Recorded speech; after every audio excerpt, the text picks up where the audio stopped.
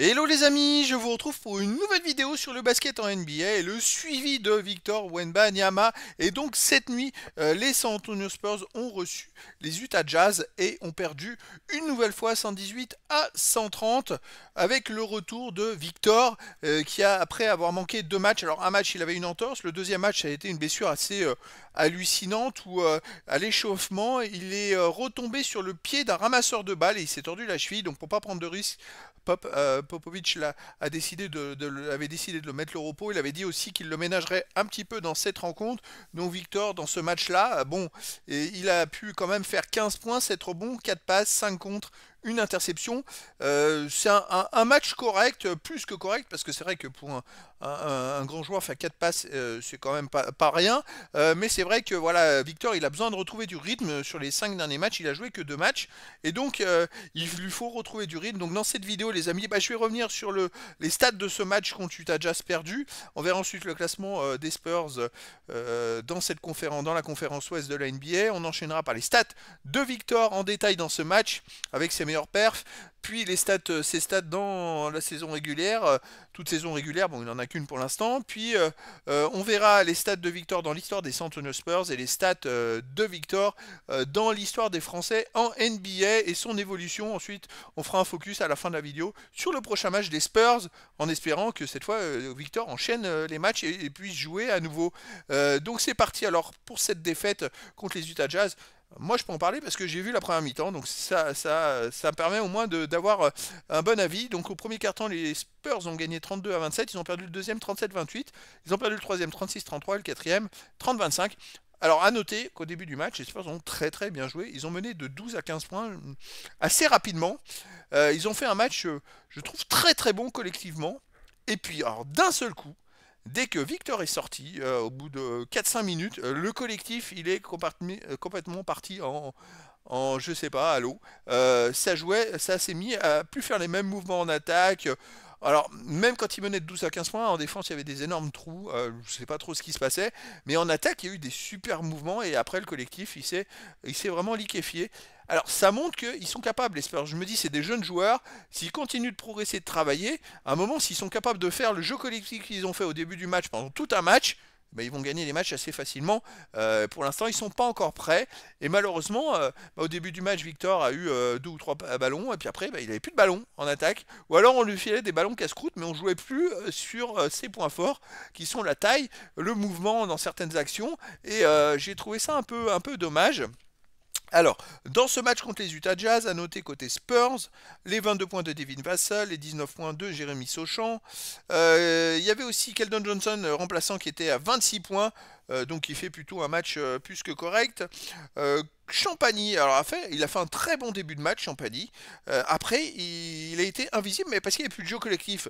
Au début du match, bon, il a fini quand même à 16 points, il a fait 4 sur 6 à 3 points. Il est super fort à 3 points, hein, franchement. D'ailleurs, les Spurs ont fait 45% à 3 points. On a Vassell qui fait 5 sur 10, Jérémy Sauchant 3 sur 4. Enfin, ça a été énorme, et 3 sur 7 pour Keldon Johnson. Je trouve que les Spurs ont fait un très bon match à 3 points. Julien Champagny, au début, il a marqué 2 ou 3 paniers. Il était très présent. Moi, je trouve que c'est une bonne pioche de le mettre dans le 5 majeur. Malheureusement, ça s'est étoffé, ça s'est étiolé au fur et à mesure du match. À noter que quand il joue les 25 minutes, les Spurs gagnent de 4 points. Moi, je trouve que c'est un joueur super bon collectivement et qui rentre bien dans le moule. Après côté Utah Jazz, on a 31 points pour Mark Cannon avec 12 rebonds. Bon, c'est un joueur, une valeur sûre, 12 sur 17 au tir, c'est très bon. 5 sur 9 à 3 points. Lui, il a fait un très gros match. Sinon, en remplaçant, on a Jordan Clarkson avec 24 points, 8 passes, 6 rebonds. C'est un joueur qui fait beaucoup de stats, qui était très présent en termes d'intensité et qui porte beaucoup son équipe. D'ailleurs, les deux joueurs, plus 20 quand Mark Cannon est sur le terrain, plus 16 quand Clarkson est sur le terrain. On a aussi Abbaji qui est à plus 18 quand il est sur le terrain, en 19 minutes. Pourtant, bon, il n'y a pas des gros stats, 10 points, 4 rebonds. Mais bon, voilà, Utah Jazz a gagné, je dirais, contre les Spurs assez facilement. Dès que le jeu collectif s'est liquéfié, bah, ils ont mené et puis bah, les Spurs ne sont pas revenus. Au niveau de la conférence Ouest, les Spurs sont maintenant avec 4 victoires, 25 défaites en 29 matchs. La saison avance et le nombre de victoires ne bouge pas tellement. C'est assez catastrophique. Je rappelle qu'il y a 82 matchs dans la saison.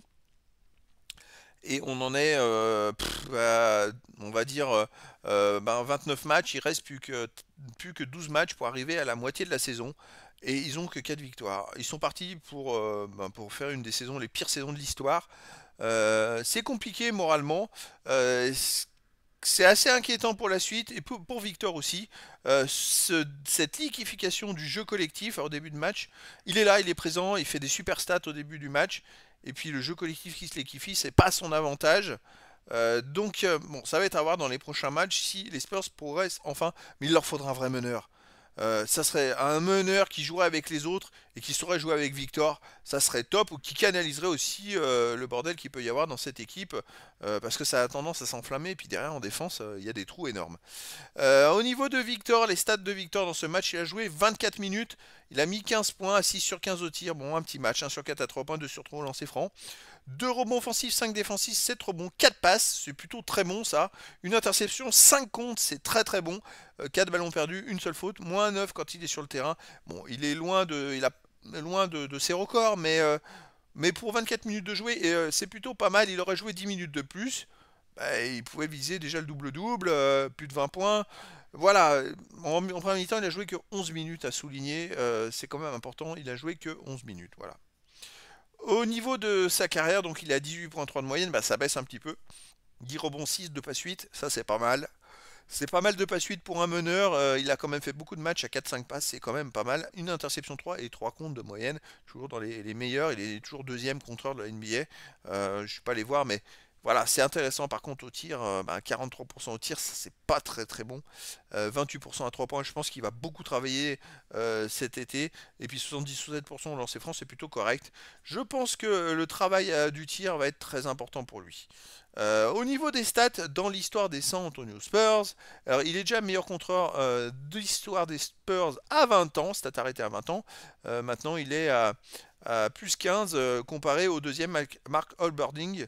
Victor, il en a carrément 74. Alors je sais pas si il y a le match en cours. Oui, oui, oui, il y a une évolution parce que grâce à ce match-là, au tir tenté, il est maintenant sixième. Alors, loin derrière Tony Parker, mais voilà, comme il a moins joué, comme il a pris moins de rebonds ces matchs-là, eh ben, il évolue moins, il a encore du retard sur Mark Olberding, sur pas mal de stats. Va falloir voir. Les prochains matchs, il faut qu'il y ait une continuité, il faudrait qu'il joue à nouveau une dizaine de matchs de suite. Là, les petites blessures à répétition, je sais que c'est pas le même rythme. Alors la NBA, effectivement, là, il a joué autant de matchs qu'il a joué la saison passée quasiment en Europe. Mais pour lui, bah, il va falloir qu'il s'adapte au rythme de 82 matchs dans la saison. C'est pas rien, c'est une hygiène de vie, c'est de la récupération. Donc ça va être à voir comment il va se comporter dans les semaines à venir. J'espère qu'il va tenir le rythme et qu'il va incrémenter ses stats qu'elles vont pouvoir grimper. Au niveau des matchs, des stats dans l'histoire des Français en NBA, bon, bah, c'est le meilleur Français pour les contres à 20 ans, hein, et puis maintenant, il est plus qu'à 19 contre de Yohan Petro, qui en a 98 à 21 ans. Donc il devrait dépasser dès maintenant Yohan Petro. Et ensuite, dès qu'il aura dépassé Yohan Petro à 21 ans, j'irai afficher la stat à 22 ans, parce que bon, bah, c'est bien d'aller voir un peu plus loin. Ça, par contre, je pense qu'il va faire mal dans les contres en NBA. Il est assez exceptionnel à ce sujet. J'ai hâte de voir la suite, son évolution. Et puis il va falloir voir aussi parce qu'il y a beaucoup de joueurs qui travaillent, les amis, à l'intersaison. Ils se servent de tout ce qui s'est passé la première saison pour progresser pour la deuxième saison. Et c'est ce qu'on va voir si il est capable d'évoluer. On va le voir hein, parce qu'il va progresser. Il a que 19 ans, hein, il va avoir 20 ans très bientôt, là, dans les jours à venir, début janvier. Et donc, comment je dirais comment il va évoluer dans cette intersaison, sachant qu'il y a quoi? Il y a les JO au milieu de ça, donc il va avoir une grande compétition avec beaucoup d'expérience. Il va se retrouver à jouer avec l'équipe de France et un Rudy Gobert. Ça va être quand même super intéressant. Et ça peut vraiment le booster pour la suite de sa carrière. Donc ça va être vraiment, vraiment pas mal. Après, je regarde les autres stats qui sont affichés. Vous voyez, les petits en jaune, c'est là où il a gagné des places. Bon, il a eu des petites stats dans ce dernier match. Pour l'instant, ça a évolué doucement dans les classements. Allez, le prochain match des San Antonio Spurs, ça sera à l'extérieur à Portland Trail Blazers et ça sera le 29 décembre. heure française 4 heures du matin. Voilà, aux États-Unis, ça sera encore en date du 28-12, enfin dans la soirée, mais en France, ça sera le 29 décembre, donc dans 2 jours à 4 heures du matin. Et dans la journée, je vous proposerai une vidéo d'analyse de ce match pour parler un petit peu du bilan, en espérant que Victor puisse jouer ce match. Ça serait quand même sympa. Je vais espérer qu'il va enchaîner les matchs justement et puis surtout qu'il refasse de belles perfs comme il a pu faire dans quelques matchs en début de saison. C'est vrai que plus les matchs passent, plus j'ai l'impression qu'il s'enlise, mais il arrive toujours à avoir une base de contre, de passes décisives minimum. Il arrive toujours, même quand il n'est pas dans des super matchs, en 24 minutes, là il fait quand même 15 points, 7 rebonds, 4 passes, 5 contre. C'est quand même des très bonnes stats. Donc j'ai hâte de voir la suite. Et donc les amis, je vous donne rendez-vous le 29 décembre pour la suite des aventures de Victor Wembanyama en NBA. Voilà les amis, je vous dis à très bientôt pour une nouvelle vidéo.